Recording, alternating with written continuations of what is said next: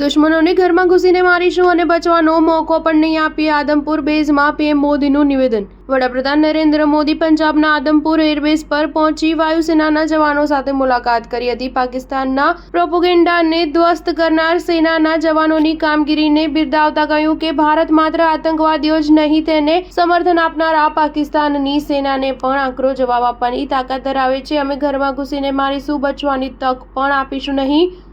પંજાબના આદમપુર એરબેઝમાં ઇન્ડિયન એરફોર્સના જવાનોને પીએમ મોદીએ જણાવ્યું હતું કે પાકિસ્તાની સેના આતંકવાદીઓના ભરોસે બેઠી છે. ભારતીય સેનાની ત્રણેય પાંખોને તેને પોતાની તાકાત બનાવી દીધી છે. પાકિસ્તાનમાં કોઈ એવું સ્થળ બચ્યું નથી જ્યાં આતંકવાદીઓ આરામની ઊંઘ લઈ શકે. અમે ઘરમાં ઘૂસીને મારીશું અને તેમને બચાવવાની એક પણ તક નહીં આપીએ. વડાપ્રધાન મોદીએ ભારતની આધુનિક સૈન્ય ક્ષમતાઓના વખાણ કર્યા હતા. તેમણે પાકિસ્તાનને ચીમકી આપી હતી કે આપણી ડ્રોન, આપણી મિસાઇલના વિચાર માત્રથી પાકિસ્તાનની અનેક રાતોની ઊંઘ ઉડી ગઈ છે. ભારત બુદ્ધની ધરતી છે, ગુરુ ગોવિંદસિંહજીની ધરતી છે. અધર્મનો નાશ અને ધર્મની સ્થાપના માટે શસ્ત્ર ઉઠાવવા આપણી પરંપરા છે. આથી જ્યારે આપણી બહેન દીકરીનું સિંદૂર છીનવાયું ત્યારે અમે આતંકવાદીઓને ઘરમાં ઘૂસીને માર્યા.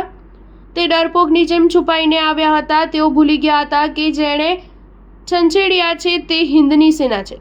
આપણે તેમની સામે છાતીએ હુમલો કર્યો છે, આતંકવાદના તમામ મોટા ઠેકાણાઓ નષ્ટ કર્યા, 100થી વધુ આતંકવાદીઓને માર્યા. આતંકના વાડાઓ હવે સમજી ગયા છે કે ભારતની સામે નજર ઉઠાવનારાઓની શું હાલત થશે. તબાહી ભારતમાં નિર્દોષ લોકોની હત્યાનું એક જ પરિણામ છે, વિનાશ અને મહાવિનાશ.